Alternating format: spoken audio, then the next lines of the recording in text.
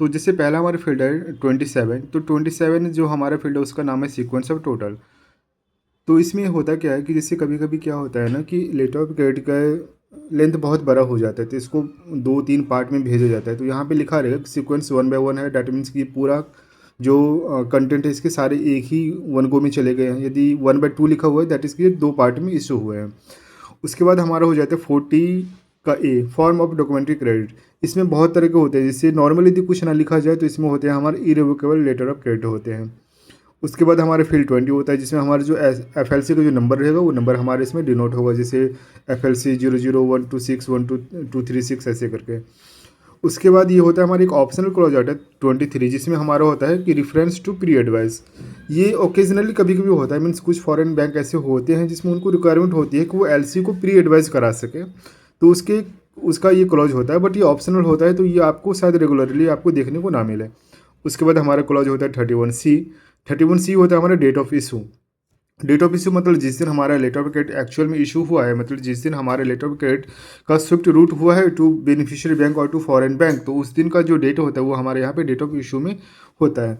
उसके बाद हमारा क्लॉज होता है 40E डेट मीन की अप्लीकेबल रूल्स। तो इसमें हमारा जो अभी लेटेस्ट होता है UCP 600, या फिर आप नॉर्मल लिख दो इंटकोटम 2020 ऐसे करके जो भी कुछ आप जिसके बेस पे आप अपना लेटर ऑफ क्रेडिट को इशू करवा रहे हो वो यहाँ पे हमारा 40E में आ जाता है। उसके बाद हमारा होता है date and place of expiry. ये सबसे इंपॉर्टेंट क्लॉज होता है, डेट और प्लेस ऑफ एक्सपायरी। तो मान लीजिए कि आप इन फेवर ऑफ USA में कोई बैंक है या फिर कोई वहाँ का सप्लायर है, उसके फेवर में आप खुलवा रहे हो, तो यहाँ पे आ जाएगा। मान लीजिए कि ये एक्सपायरी डेट कब का होगा, मान लीजिए कि आप 30 जून का एक्सपायरी होगा, एंड प्लेस कहाँ पे एक्सपायर होगा, तो USA में हो सकता है। या फिर मान लीजिए कि उसका बैंक कोई और है, मतलब बैंक उसका सिंगापुर बेस है, तो आप वहाँ पे ये भी ऐड कर सकते हो कि place of expiry should be in Singapore instead of United state. उसके बाद हमारा होता है 51A अप्लीकेंट बैंक। इसमें अपना नाम आएगा, मतलब जो भी बैंक इशू करते हैं लेटर ऑफ क्रेडिट उसका नाम आ जाएगा। फिर उसके बाद दो क्लॉज सबसे अहम होते हैं जो कभी चेंज हो नहीं सकते हैं।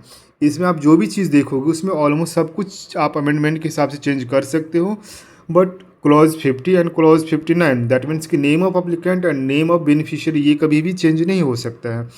तो जब भी हम लेटर ऑफ क्रेडिट कभी भी इशू करेंगे तो ये दो क्लॉज हमको बहुत ही केयरफुली पुट करना है, क्योंकि ये दोनों क्लॉज कभी चेंज नहीं हो सकते हैं।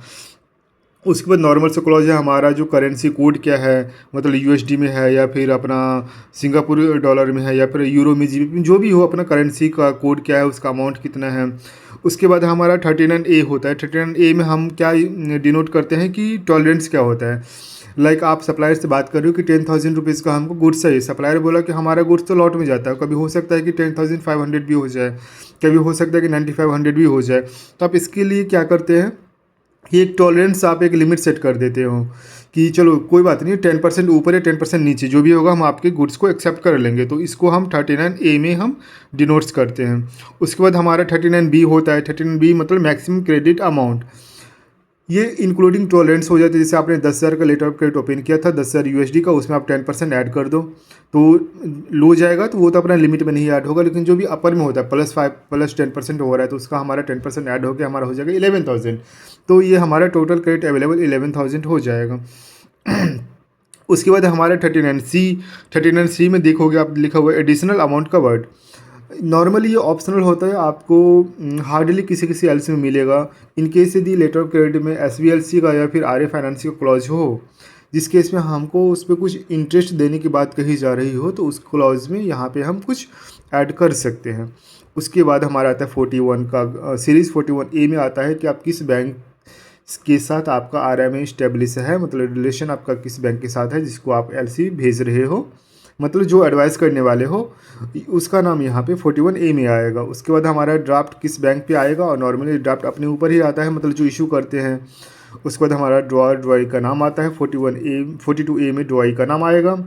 उसके बाद ये तो 42P और 42P नेगोशिएशन डेफर्ड पेमेंट का डिटेल्स आता है। उसके बाद 43P आता है हमारा पार्ट शिपमेंट का, 43T आएगा हमारा ट्रांसशिपमेंट का। ये तो हमारी अभी तक नॉर्मल क्लॉज चले। तो उसके बाद हम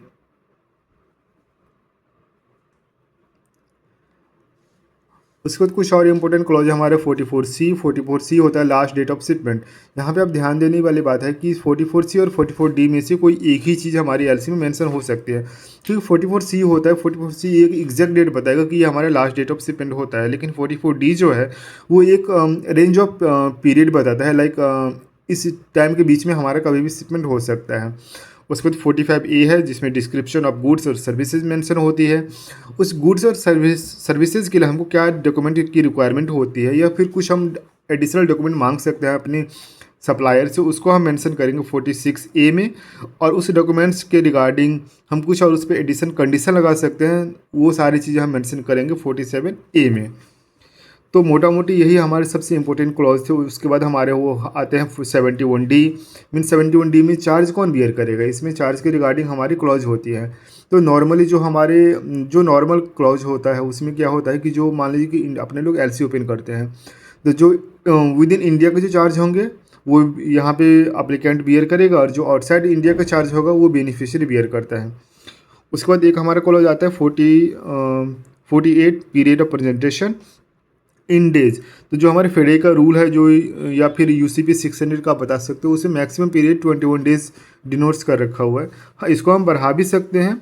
बढ़ाने के लिए इसको एक ना अपने एलसी के लिए टर्म में एक वर्ड्स आता है स्टेल डॉक्यूमेंट। तो स्टेल डॉक्यूमेंट के एक्सेप्टेंस के लिए हम इसको बढ़ा भी सकते हैं, जो भी सेंसिंग अथॉरिटी है उसकी अप्रूवल लेके, बट नॉर्मली 21 डेज ही होता है। फिर 49A में होता है कन्फर्मेशन इंस्ट्रक्शन। ये कन्फर्मेशन विद भी हो सकता है, कन्फर्मेशन विदाउट भी हो सकता है। उसके बाद हमारा आता है 51A, 58A and 53A, request confirming party और रिम्बर्सिंग बैंक। ये ऑप्शनल होते हैं, ये केस टू केस डिपेंड करता है। यदि आपको रिम्बर्सिंग बैंक मतलब आर्य फाइनेंसिंग वाला केस है तो इसमें रिम्बर्सिंग बैंक की डिटेल्स आएगी, नहीं तो नहीं भी आएगी। 71A में जो भी नेगोशिएटिंग बैंक या एडवाइजिंग थ्रू बैंक है या पेइंग बैंक है उसकी डिटेल्स आएगी। उसके बाद 57A में है एडवाइस थ्रू बैंक, मतलब किस बैंक के थ्रू एडवाइस कर रहे हैं, खास करके ये बेनिफिशियरी बैंक की डिटेल्स आती है। और 72Z में हमारे सेंडर और रिसीवर का जो इन्फॉर्मेशन होते हैं ये सारी चीज़ें आती है। ये सारा हमने इन्फॉर्मेशन देखा था कि 700 में आता है। इस चीज़ों से कुछ इन्फॉर्मेशन ऐसी भी होती है जो रह जाती है, तो उसको हम 701 में हम भेजते हैं, इसी का एडिशनल पार्ट हो जाता है। तो फिर यहाँ पे हमारा जो 27 में देखते हैं हमारा सीक्वेंस ऑफ डॉक्टर वहाँ पे 1/2 हो जाएगा। तो इस हिसाब से कुछ हमारा लेटर ऑफ क्रेडिट के सारे फॉर्मेट रहने वाले हैं। इसके आगे हम और डिटेल्स में डिस्कशन करेंगे।